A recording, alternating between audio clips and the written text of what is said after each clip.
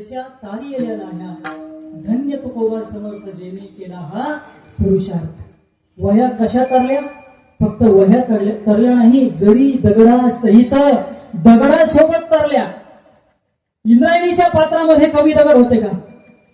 पण कोणते दगड वरले? जे दगड तुकाराम महाराजांच्या गाथेला बांधलेले होते तेच दगड वर आले. तुकाराम महाराजांच्या गाथेला बांधलेले दगड सुद्धा वर येऊ शकतात. तर तुम्ही आम्ही माणसं आहोत. तुकाराम महाराजांच्या गाथेला, शब्दाला, या नामाला आपण बांधून घेतलं तर या भवसागरातून आपण तरणार नाही का? या भवसागरातून तारण्याचं सामर्थ्य जे आहे ते नामामध्ये असतं. फक्त या नामाचा आपण जप केला पाहिजे आणि नामाशी आपण स्वतःला जोडून घेतलं पाहिजे. नामाची महती अध्यात्म सांगतं, नामाची महती विज्ञान सुद्धा सांगतं. नामाची महती विज्ञान काय सांगतं? मुलांना जेव्हा आपण पाठांतर करत असतो वेदिका, तेव्हा आपण काय करतो? एखादं वाक्य पुन्हा पुन्हा म्हणतो, पुन्हा पुन्हा म्हणतो, पुन्हा पुन्हा म्हणतो आणि ते आपल्या पाठ होतं. आपल्या स्मरणशक्तीचा विकास होतो. एखादं नाव आपण पुन्हा पुन्हा राम राम राम म्हणायला जय हरी म्हणून हे पाठ नाही करावं लागत. पण हे पाठ केल्यानंतर, ते नेहमी नेहमी म्हटल्यानंतर काय होतं? आपल्या मेंदूला सवय लागते. न्यूरोप्लास्टिसिटी नावाचा स्राव जो आहे ते आपल्या मेंदूत तयार होतात आणि आपल्या स्मरणशक्तीचा विकास होतो. आणि एकदा ते नामजपाची सवय लागल्यानंतर, ते आपण दिवसातून अर्धा तास 1 तास केल्यानंतर, जितका वेळ नामजप आपण करतो तितक्या कमी कालावधीमध्ये आपण आपलं एखादा लेसन आपल्याला लर्न करायचं असेल, एखादा आपल्याला पाठ करायचं असेल, कमी कालावधीत ते आपलं पाठ होऊ शकतं. कारण आपल्या मनाला ती सवय लागली डबल म्हणण्याची. स्मरणशक्तीचा विकास होतो. पुन्हा पुन्हा म्हटल्यानं, सतत वारंवार म्हटल्यानं काय होतं की एक शरीरामध्ये व्हायब्रेशन क्रिएट होतात. आपला जो रक्तप्रवाह आहे, बीपी जो आहे, तो समतोलपणे राखला जातो. सतत नामजप केल्यानंतर फुफ्फुसाची क्षमता वाढते, ऑक्सिजनचा प्रवाह वाढतो. हे मी नाही सांगत बरं, हे विज्ञान सांगतं. गुगलवर सर्च करून पहा, चॅटजीपीटीवर सर्च करून पहा, आणखी काही असेल, जेमिनी असेल त्याच्यावर सर्च करून पहा, पुस्तकात सर्च करून पहा. संतांच्या साहित्यावर आपण विश्वास ठेवला पाहिजे. हे आधी संतांनी सांगितलं आणि नंतर तुमच्या आमच्या विज्ञानाने सांगितलं की नामजपामुळे स्मरणशक्तीचा विकास होतो, नामजपामुळे ऑक्सिजनची आपली क्षमता वाढते, नामजपामुळे रक्तप्रवाह सुद्धा नियंत्रित राहतो. आणि आपल्या मनामध्ये जे नकारात्मक विचार येत असतात, जी निगेटिव्ह थिंकिंग येत असते, ते दूर करण्याचं सामर्थ्य जे आहे ते नामामध्ये असतं, असं विज्ञानाने सिद्ध केलेलं आहे. तर फोकस ऑफ द थिंकिंग, एखाद्या विचारावर आपलं कॉन्सन्ट्रेशन होतं, एखाद्या विचारावर आपलं कॉन्सन्ट्रेशन होतं, आपलं मन एकाग्र होतं आणि दुसरे नकारात्मक विचार जे आहे ते आपल्या मनामध्ये येत नाही. कशामुळे? तर नामजपामुळे. त्यामुळे नामजप केला पाहिजे. आणि प्रार्थनेमध्ये शक्ती असते. भगवद्गीतेमध्ये वचन आहे की ध्यान कृते यजन यज्ञस्त्रेताया द्वापप्ये अर्चनम यदाप्नोति तदाप्नोति कलो संकीर्त केशवम. कृतयुगामध्ये ध्यानाने, त्रेतायुगामध्ये यज्ञाने आणि कलियुगामध्ये जे फल ध्यानाने, जे फल यज्ञाने प्राप्त होते तेच फल कलियुगामध्ये नामस्मरणाने प्राप्त होते. नीतू मांडके नावाचे एक प्रसिद्ध डॉक्टर होते, हृदयरोग तज्ञ होते, ख्यातीप्राप्त होते. देशातील विदेशातील पेशंट त्यांच्याकडे उपचार घेण्यासाठी येत होते. दिल्लीहून त्यांना एक फोन कॉल आला, आमंत्रण आलंय की पुरस्कार घेण्यासाठी तुम्हाला या तारखेला दिल्लीला यायचं आहे, तुमच्यासाठी ही विमानाची तिकीट पाठवली, तुम्ही या. डॉक्टरांनी ठरवलं की ठीक आहे, आपल्याला पुरस्कार घ्यायचा आहे, आपल्या सेवेचा सन्मान होतोय, आपण जायला हवं. पण दैवावर विश्वास नव्हता, नशिबावर विश्वास नव्हता, देवावर विश्वास नव्हता, कर्मावर विश्वास होता. ठरलेल्या दिवशी, ठरलेल्या तारखेला पुरस्कार घेण्यासाठी निघाले. एअरपोर्टवर गेले. एअरपोर्टवर गेल्यानंतर त्यांच्या लक्षात आलं की खराब हवामानामुळे विमान रद्द झालेलं आहे. आता काय करावं? ड्रायव्हरला फोन करून बोलवून घेतलं. रात्रभर प्रवास करावा लागेल, तेव्हा पुढे सकाळी दिल्लीला पोहोचणं होईल आणि प्रवासाला प्रारंभ झाला. पण हवामान खराब, जोराचा मुसळधार पाऊस यायला लागला. ज्या आपला जीपीएस मॅप नसल्यामुळे कारवाला सुद्धा रस्ता चुकला, मध्ये रस्ता बंद पडलेला, कुठे झाडं पडलेली. तिथपर्यंत पोहोचायचं कसं हा प्रश्न निर्माण झाला. रात्र झालेली, अंधार पडलेला, दिवस उजळायला बराच वेळ बाकी, मदत करायला यायला बराच वेळ बाकी, आणि रस्ता क्लिअर कधी होणार आणि आपण समोर कधी जाणार हे कळायला मार्ग नाही. जवळच 10-12 झोपड्या दिसल्या. त्या 10-12 झोपड्यापैकी एका झोपडीमध्ये दिवा जळत होता. त्या झोपडीचं दार वाजवलं. त्यांना वाटलं की इथे आपण रात्रभर मुक्काम करावा. त्या झोपडीचं दार वाजवल्यानंतर माय माऊलीनं दार उघडलं. नितू माडकेंनी त्यांना मदतीचा हात मागितला. मदत, मी रात्रभर इथे मुक्काम करतोय, मला इथे विश्रांतीसाठी जागा द्या. त्या माई माऊली ठीक म्हणाल्या. नितू माडके घरात बसले. दिवस उजळायला काही वेळ अवकाश होता. माय माऊलींनी आपल्या देवासमोर एक दिवा पेटवलेला होता आणि देवाची प्रार्थना करत होत्या. त्यांना सहज उत्सुकतेनं वाटलं की विचारावं, काय आहे, कशासाठी आहे, देवाची काय प्रार्थना करतात. प्रार्थना झाल्यानंतर डॉक्टर नितू माडके यांनी त्या माऊलीला विचारलं, माऊली तुम्ही देवाकडे काय मागता, देवाची कशासाठी प्रार्थना करता. त्यांनी सांगितलं की माझा 4 वर्षाचा मुलगा आहे ज्याला हृदयरोग आहे. महाराष्ट्रातील कित्येक डॉक्टरांना दाखवलं पण कोणाकडे इलाज नाही. डॉक्टरांनी सांगितलं की मुंबईचे एक प्रसिद्ध डॉक्टर आहेत नितू माडके, ते याच्यावर आजार उपचार करतील पण त्याची फी जास्त आहे, त्यांचे अपॉइंटमेंट 4-4 महिने मिळत नाही. म्हणून मी देवाला प्रार्थना करते की माझ्या मुलाचा रोग बरा होऊ दे, माझ्या मुलाचा आजार बरा होऊ दे. नितू माडकेचे डोळे खाडकन उघडले. सकाळी विमानाचं रद्द होणं, मी कारवाल्याला फोन करून बोलवणं, मुसळधार पावसाची सुरुवात, रस्त्यात हवामान खराब, रस्ते मुडकळी चालले, झाड आडवं पडलेलं, 7-8 झोपडे असताना मी याच झोपडीचं दार का वाजवावं आणि याच झोपडीत का जावं. विधात्याची इच्छा असेल की मी या माय माऊलीपर्यंत पोहोचावं आणि या लेकराचा जीव वाचवावा, या लेकराला उपचार द्यावा. त्यासाठी मला इथं पाठवलं. ही नामाची महती, नामाचा महिमा आणि प्रार्थनेची शक्ती आहे की डॉक्टर नितू माडकेंना सुद्धा देवावर विश्वास ठेवावा लागला आणि त्या माय माऊलीपर्यंत पोहोचावं लागलं. अशी ही नामाची महती सांगत असताना आपण प्रभू श्रीरामाचं नाव घेतो, आपण हनुमानाचं नाव घेतो, आपण भगवान शंकराचं नाव घेतो.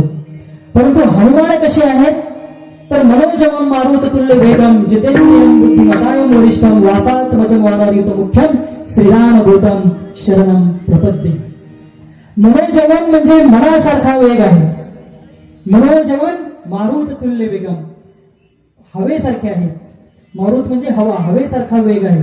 मनोजवम मारुत तुल्य वेगम जितेंद्रियम, जितेंद्रियावर इंद्रियावर विजय मिळवलेला आहे. वातात्मज म्हणजे वायूचे पुत्र आहे. वानर युत मुख्यम, वानराचे प्रमुख आहेत. आणि काय आहेत, श्रीराम दूतम शरणम प्रपद्ये. एवढी मोठमोठ्या पदव्या असून सुद्धा काय करतात, भगवान श्रीरामाच्या चरणी समर्पित आहेत. भगवान श्रीरामाला आपला देव मानतात आणि काय म्हणतात, मी भगवान श्रीरामाचा देवदूत आहे.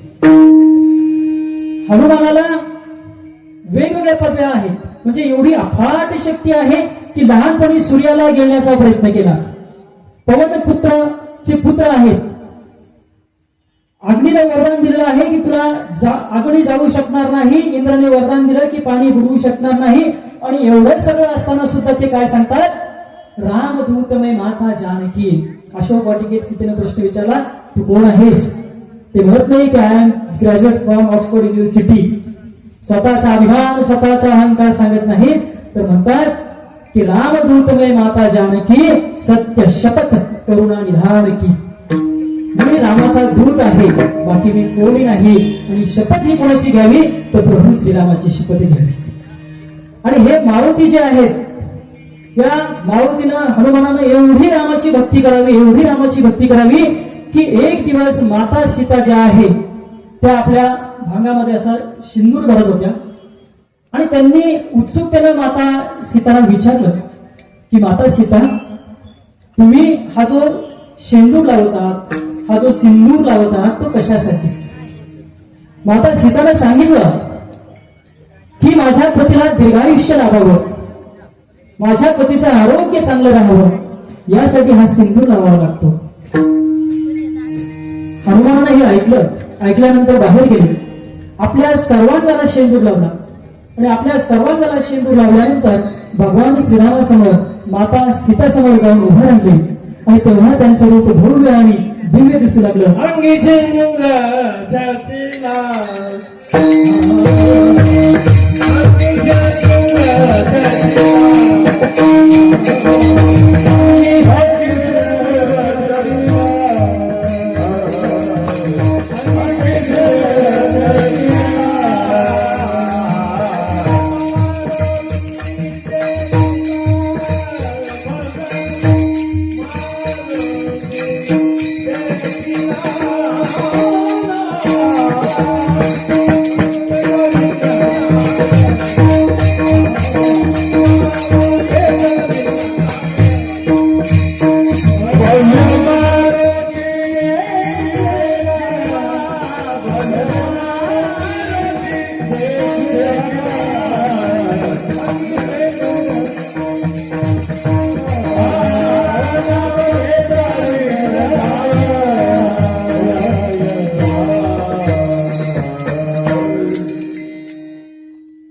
अंगी शेंदूर चर्चेला भव्य मारुती देखील मारुतीचं भव्य आणि दिव्य असं रूप दिसायला लागलं.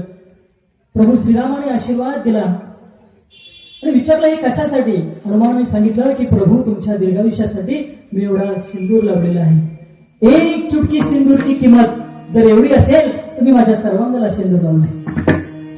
भगवान श्रीरामाने वरदान दिलं की तुला जो कोणी सिंदूर अर्पण करेल त्याच्यावर तुझ्या इतकीच माझी सुद्धा कृपा राहील आणि माझ्यापेक्षा तुझी मंदिरं जास्त असतील, कारण भक्तापेक्षा देवापेक्षा भक्ताची मंदिरं जास्त असतात. भगवान श्रीराम यांनी राज्याभिषेकाच्या वेळेस प्रत्येकाला काही ना काही भेटवस्तू दिली. माता सीता म्हणाले की हनुमानाला काहीतरी द्या. प्रभू श्रीराम म्हणाले की हनुमानाला काय द्यावं. हनुमान त्यानं तुमच्यासाठी एवढं केलं. एक भक्त देवासाठी काय काय करू शकतो त्याचं उदाहरण म्हणजे हनुमान आहे.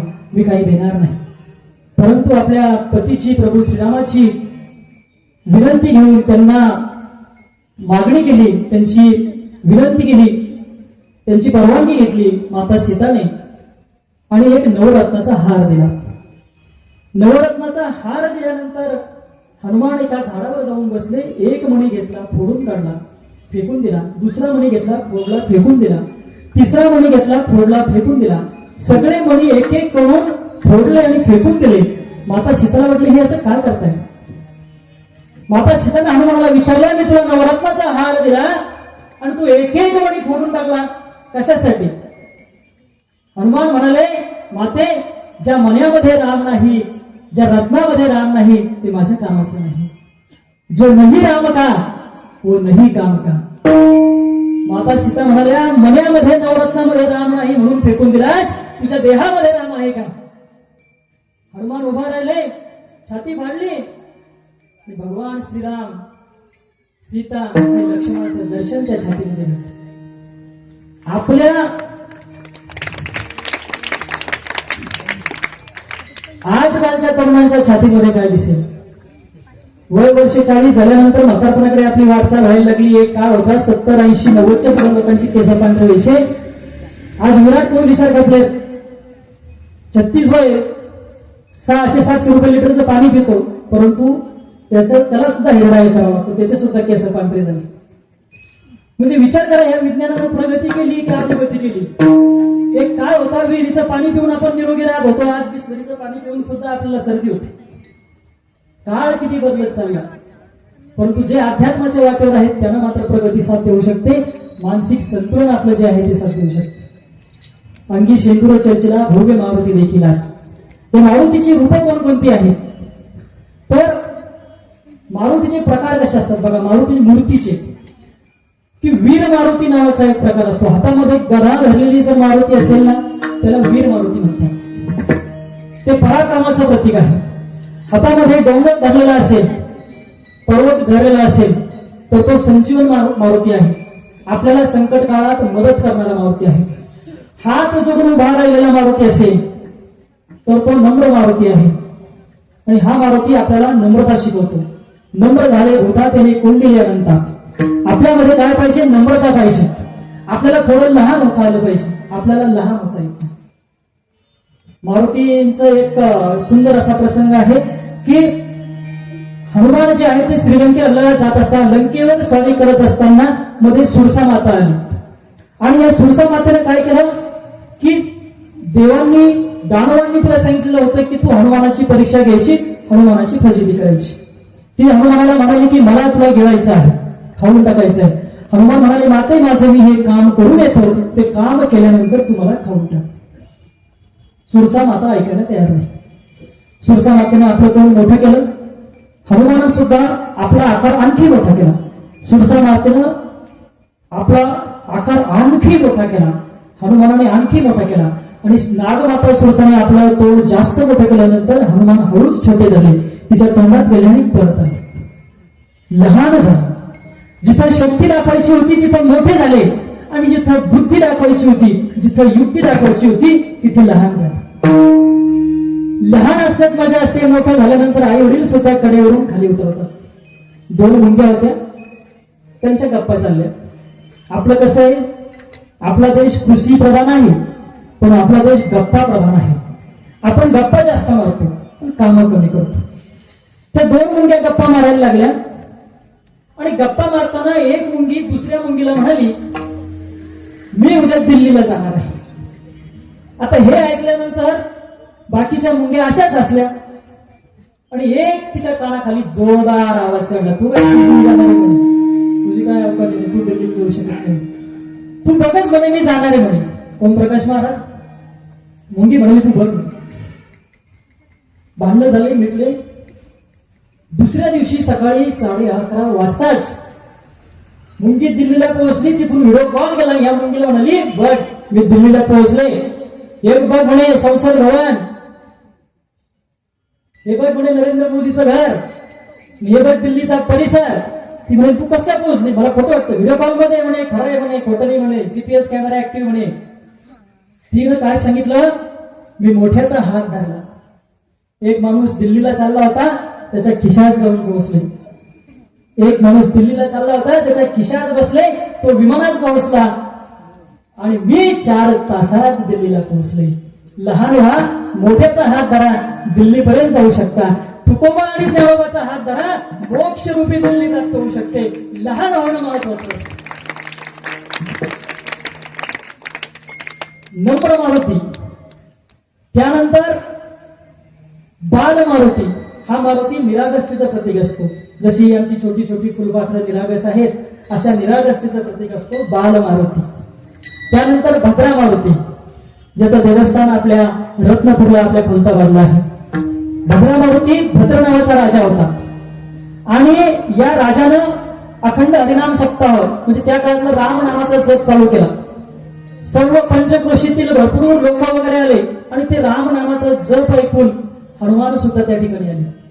असं म्हणतात की प्रत्येक कथेमध्ये जिथं रामकथा चालू असेल, जिथं रामाचं वर्णन असेल, जिथे हनुमानाचं वर्णन असेल, जिथं हनुमानाची कथा असेल, त्या ठिकाणी हनुमान विराजमान असतात. अखंड राम नामाचा जप कानावर पडल्यानंतर मारुतीला समाधी लागली आणि समाधी अवस्थेमध्ये मारुती तिथं आडवी झोपली आणि हे दृश्य पाहून भद्र राजाच्या डोळ्यामध्ये पाणी आलं. तो आनंदित झाला आणि त्या ठिकाणी त्याने भद्रा मारुतीची प्रतिष्ठापना केली आणि म्हणून ते जागृत देवस्थान म्हणून भद्रा मारुतीचा आपण उल्लेख करत असतो.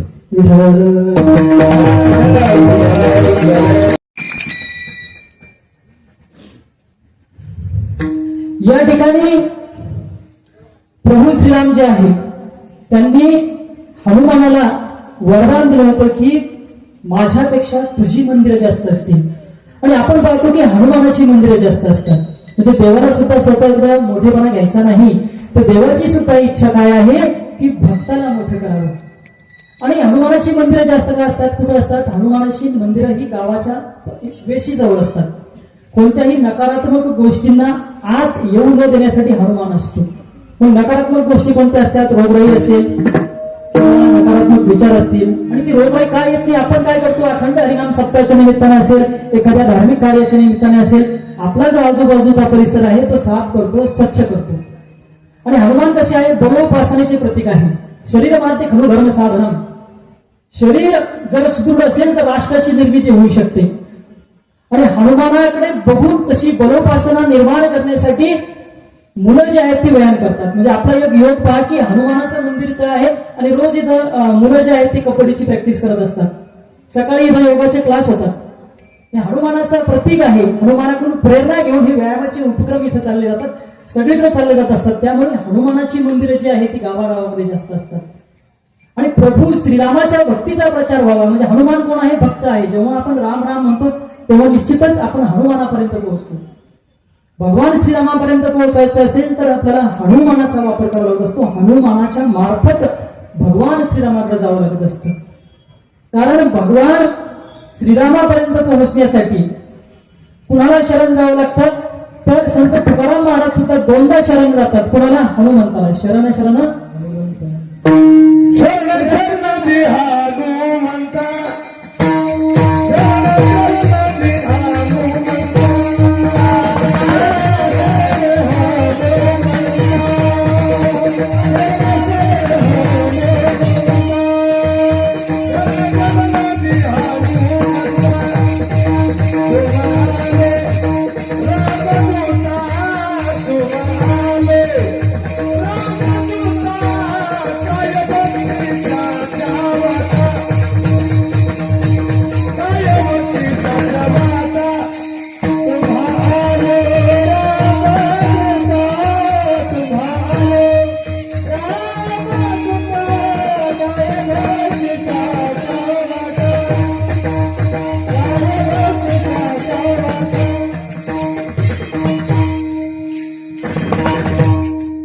शरण शरण हनुमंता तुम्हा आलो रामदूता.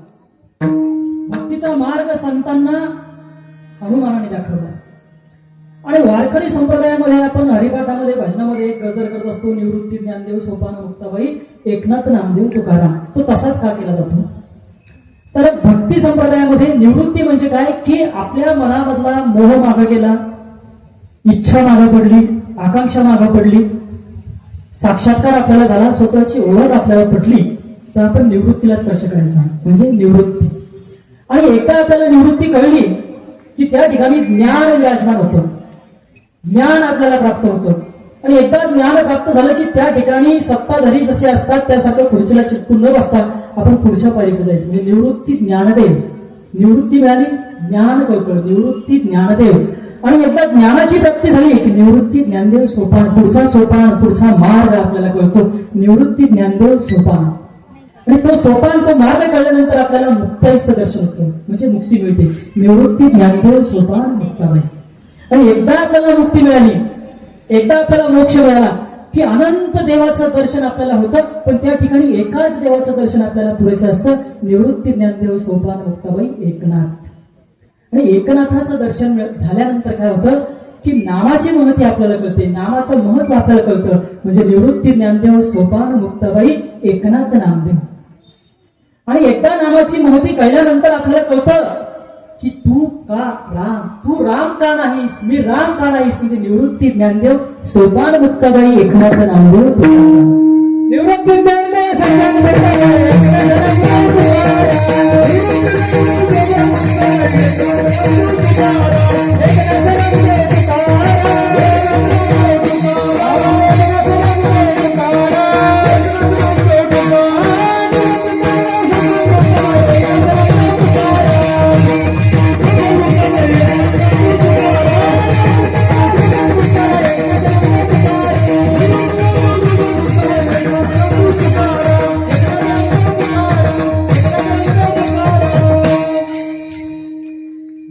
संतांनी आपल्याला भक्तीचा मार्ग दाखवला, त्यांनी विठोबाचं नामस्मरण केलं. मागे एका मी असंच कीर्तनाला गेलो होतो, खूप वेळ झाला होता. तर महाराज अधूनमधून काय सांगायचे लोकांना, हात वर करा, टाळ्या वाजवा. महाराजांना कीर्तन झाल्यावर विचारलं, महाराज असं का नेहमी नेहमी, मी तर कीर्तनात एकच करायचं असं मी पाहिलंय. महाराज म्हणे लोक झोपले का ती बघावं लागतं, मग चार्जिंग होते म्हणे, म्हणून त्यांना म्हणावं लागतं की हात वर करा, टाळ्या वाजवा. संतांनी, आपण कोणीही झोपलेले नाही, आपण सगळे जागे आहोत आणि खऱ्या अर्थाने जागे आहोत, म्हणून या सभामंडपामध्ये येऊन बसलेले आहोत.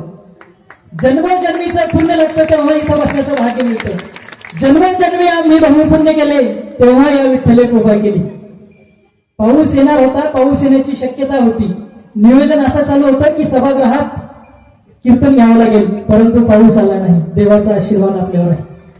पाऊस येण्याची शक्यता असताना सुद्धा तुम्ही सगळे मोठ्या संख्येने इथे उपस्थित राहिलात, म्हणजे पुण्यही आपण केलेले आहे, म्हणून आपल्या मनामध्ये तो विचार आला. संतांनी ज्या विठ्ठलाचं नामस्मरण करून भक्तीचा मार्ग आपल्याला दाखवला, त्या विठोबाचं आपण नामस्मरण करूया. सगळ्यांनी एकदा हात वर करा आणि टाळ्या वाजवा. विठोबा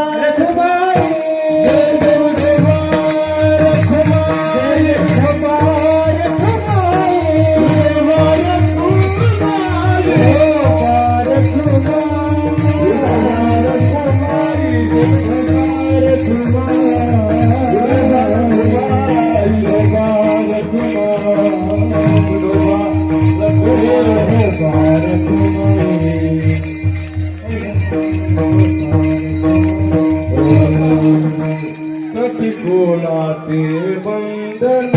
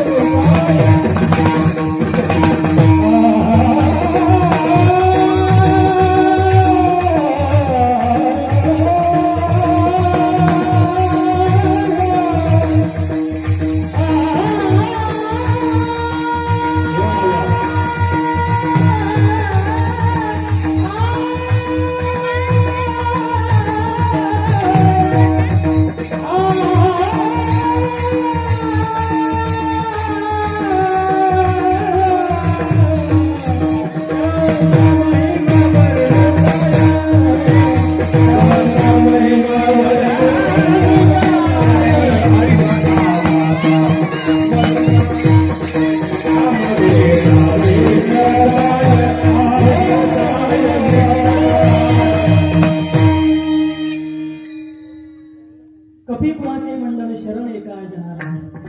कपिकुळाच्या सर्वोच्च स्थानी असलेल्या महारुद्र हनुमानाच्या चरणी मी नतमस्तक होतो. मी शरण जातो असं संत एकनाथ महाराज सांगतात. सुंदर असं या ठिकाणी अनुभूती आली, छानपैकी आपण उपस्थित राहिलात। जीवनामध्ये अनेक संकट असतात आणि संकटाने चारही बाजूने वेढलेले असताना सुद्धा आपण आनंदाचा एखादा क्षण शोधत असतो।